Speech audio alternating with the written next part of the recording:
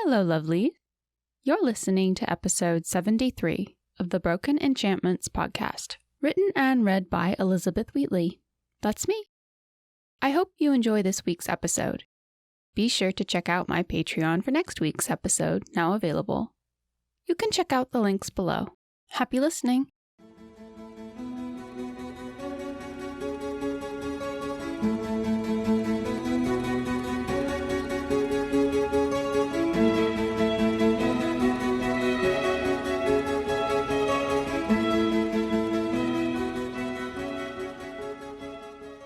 The landing was enamel, inlaid with swirling patterns and designs that must have been magnificent in its day. The walls ahead were lined with doors as far as Janir could tell, bolted, rusted, in some cases even bricked closed. They had not been opened in many, many years, nor were they meant to be. The final candle flickered and winked out, and Lucan made another colorful interjection. They were in the dark again, and the Constancy star remained dormant. Janir frowned, shoving down the instinctual rush of fear that shot through her veins. The Constancy star always shone in the darkness, unless... It took a few moments, but she finally made out the sliver of golden light eking through the cracks in one of the doors. It was small, barely visible. Janir never would have noticed it if the candles hadn't gone out.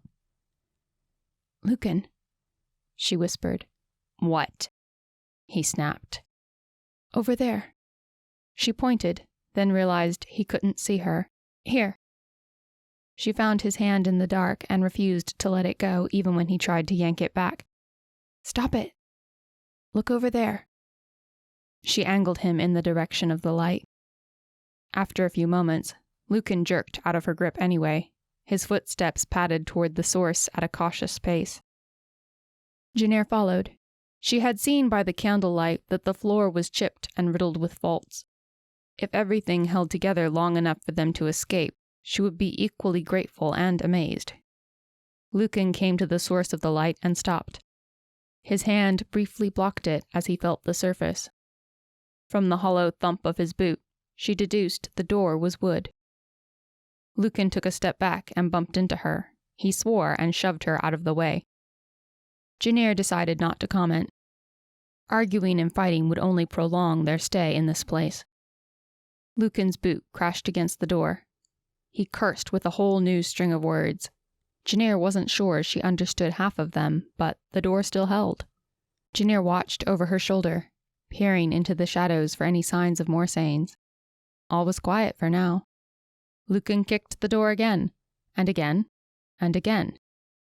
On the fifth try, the wood finally gave with a loud crack. Lucan clawed at the loosened planks, ripping them free. Even with the door gone, the light was little more than a shard. Still, it was something. The two of them stepped through into dusky, dank rows of sarcophagi. For a moment, Janir bordered panic, fearing they were simply wandering in circles. Then she looked closer and realized these tombs were newer, perhaps belonging to the past century or so. Their runes and designs were still intelligible, and their inscriptions stood out proudly. Besides, not nearly as much magic had seeped out from their stone sides. It was still there, yet a mere fraction of that in the deeper parts of the catacombs. Lucan said nothing, which Janir took to mean he was pleased. Up ahead, the narrow sliver of light showed from a gap in the far wall. Lucan marched toward it, and Janir once again followed. Something skittered to the side, but when Janir looked, it was only the worm-like tail of a rat disappearing. Lucan came to a stop before the wall and surveyed it.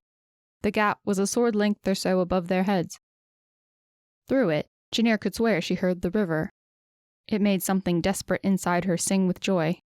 They were getting close. Maybe they would survive this nightmare after all. Her brother glanced from side to side, then strode down a passage to the right. "Where are you going?" Janir demanded, trotting after him. "This leads up," he vaguely answered. Sure enough, within moments they were trekking upwards, along a sloped incline.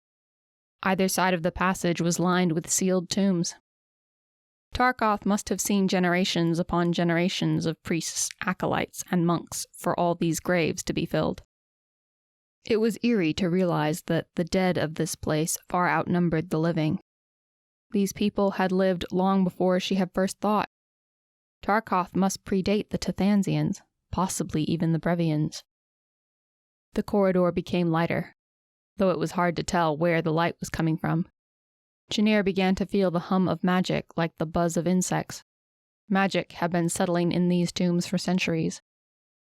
Was this what happened when too many enchanters were buried together? The passage led them onwards, until they came to an intersection of ways. Lucan stopped and frowned. If they turned to the left, the way became lighter, but straight ahead continued up. Janir's brother hesitated for the first time. Magic bloomed from nearby. The back of Janir's neck prickled. It was fairly strong, the steady light of an enchanter, not powerful enough to be Zamarza or Jorman, but... Movement from the passage ahead caught Janir's eye. A figure passed, there and gone in a heartbeat. It was a man, dressed all in silver brocade. His face was affixed straight ahead, profile clean and regal. Lucan glimpsed the figure. "Hey!" Janir clamped a hand over her brother's mouth before he could finish a syllable. She had got him by surprise and wrestled him into the side corridor before he could protest. "Shh!" She shook her head and frantically held a finger to her lips. Lucan's brow furrowed in puzzlement, but for once he didn't argue. He stood back and let her peer around the side of the wall. At first, nothing. Then the man, an elf, slowly rounded the corner up ahead, his icy blue eyes lancing down the corridor in their direction. His magic was different from that of Velasquez, Seovan, and Zamarza. Theirs was ever-changing, pulsing through them in shifting patterns, alive. This elf was more consistent. His power brought to mind the glow of molten lead. Janir jerked back into the side passage and pressed against the wall, heart hammering in terror. She feared that the elf would see their tracks in the dust, but when she looked back the way they had come, there was not the slightest trace of their passing. "Odd. You know him?" Lucan whispered. Her brother had dropped all pretense of disdain for the moment. It seemed her terror was enough to earn his cooperation. Janir started to shake her head, then stopped. She knew that man, somehow, and she was afraid of him. She just didn't know why. She dared another glimpse around the corner. After a moment, the elf slunk away, but not without a suspicious backwards glance.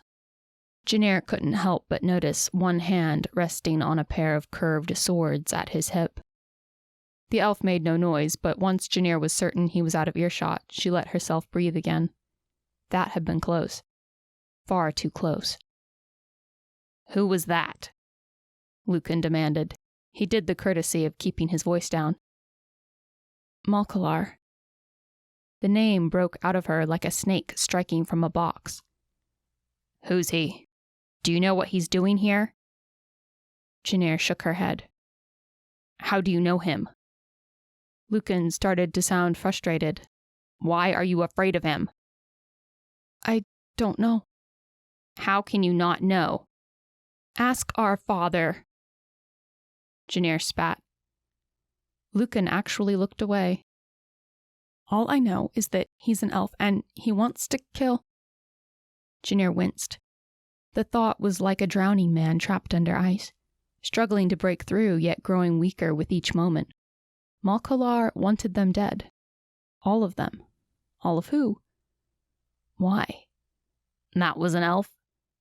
"Yes," Janir curtly answered. "Didn't you see his ears?" Lucan shook his head in dismissal. "We should still follow him." Janir didn't think twice. "No." "He's got to know the way out of this place." "He'll sense us. He'll know we're there and we can't fight him." Lucan shoved her off, hand striking one of her welts, and marched in the direction Malkalar had gone.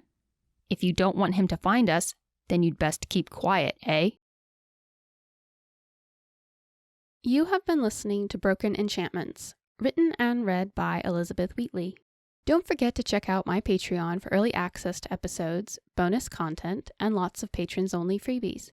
You can learn more at elizabethwheatley.com. And don't forget to subscribe on your favorite podcast platform or YouTube. I'll see you next time.